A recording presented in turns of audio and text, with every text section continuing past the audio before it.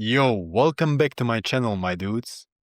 And today, since I got lucky with my daily game pack, I will be reviewing and showing you the best possible progression for this free Rijkaard Anchorman card. Since I was also able to get the new Fernando Torres and Raúl out of the Treasure Link pack, I will also review those two cards and give you the best progression for them. Let's now begin with the best progression with Rijkaard. Here is the way I would upgrade him. When it comes to his default upgrade or default progression, his defending was a little bit low for me, so that is why I would prefer this progression, where he does end up having lower passing, but I think 85 pass combined with the fact that he has visionary pass as his skill is more than enough. The most important thing about this card is that this Frank Rijkaard is an Anchorman. By most people, Anchorman is considered the best playing style for the DMF position, which is why, in my opinion, this card of Frank Rijkaard might actually be better than previous epics of Rijkaard, since some of these cards were actually destroyers. As the second booster, if you have the option to, I would choose Shutdown for Rijkaard, as it boosts his defensive stats and his speed. Moving on to Fernando Torres. I was skeptical at first when I saw this card, but I decided to use this card of Fernando Torres with the default progression, although his finishing wasn't the highest. And now for the last progression in this video, this is how I upgraded Raul and used him in this video. Let me now show you how these players performed with these progressions in-game. Here's the lineup I'll use for the first game, and I'll put Raul at LMF and choose him for the whole player link-up for Jose Mourinho. Let's see if we can cook up a counter with this. So, I should say right away, Rijkaard is very active and I like him when it comes to passing, although my progression only has like 85. And look at this, Raul, he is more agile than I expected him to be. Like, look at this, he's easily outspeeding Belletti, but he was a bit slow on the pass. Rijkaard with an amazing pass again. Let's see if Raul can make a good run. He can. And we will turn here. Through ball. And here's the first assist for Raul. He is really quick with the turns, and I do like the way he makes his runs. Let's cook up a kickoff here.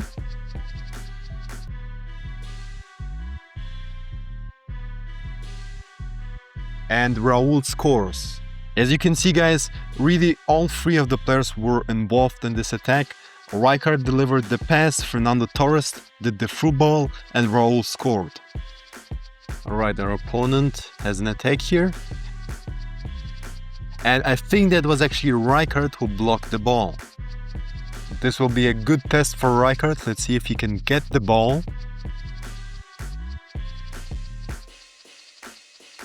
He does, and he doesn't end up losing it, so that's good. We can counter once again.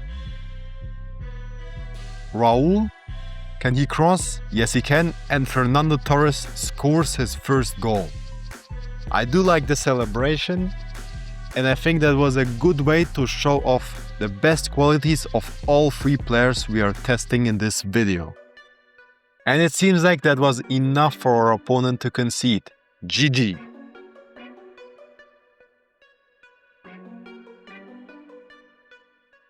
Nice skill from Kaká. Fernando Torres with the acceleration burst. And amazing stunning shot.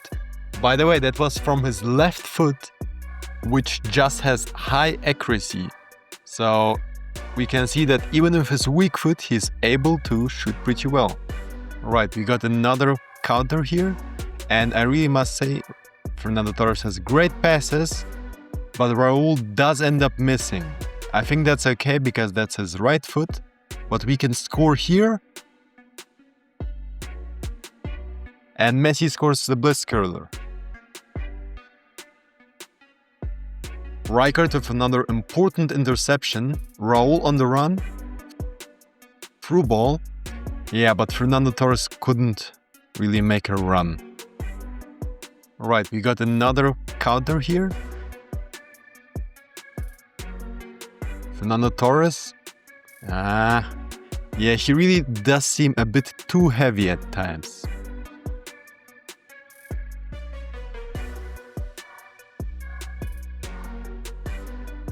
Fernando Torres, he doesn't lose the ball.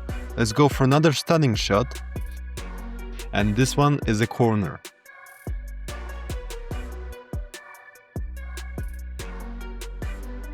I think I did kind of figure out how to score corners with this new system. And here's the proof.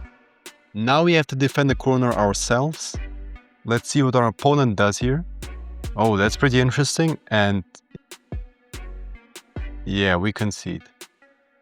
Let's do a bit of tiki-taka here. It feels good because all of my players have good passing. Even the Rijkaard helps a lot. Great pass by Fernando Torres. It's back to him and it's a goal. Alright, yet another attack. A counter and a goal by Kaká. Yeah, I must say, Fernando Torres is really good as a striker. Although he has 68 passing, he ends up being very useful in fast-paced counterattacks, even if he's the one who's passing. Alright, the last game for today is over, so let's now continue with the conclusion and let me tell you what I think about these players based on their performance. Let's begin with Rijkaard, and I think Rijkaard could be potentially the best anchorman DMF in-game right now. Previously, a lot of people enjoyed the Tchouameni card. It was good, but let's be honest, Rijkaard does end up being just a bit better, simply because he is better at passing, since not only is his passing stat higher, but also he has the visionary pass skill, which helped a lot in-game, especially when creating counters. It's even better that he has a very high weak foot accuracy, which means he will be able to shoot and pass equally good from both feet. Moving on to Fernando Torres, this is a player that surprised me. I really didn't think much of him, especially because of his 90 finishing, that you couldn't really upgrade that much because it would require a lot of progression points that I did not want to sacrifice. So I ended up keeping him at 90 finishing, and I didn't regret that. His default progression with the striker's instinct booster added onto him really surprised me.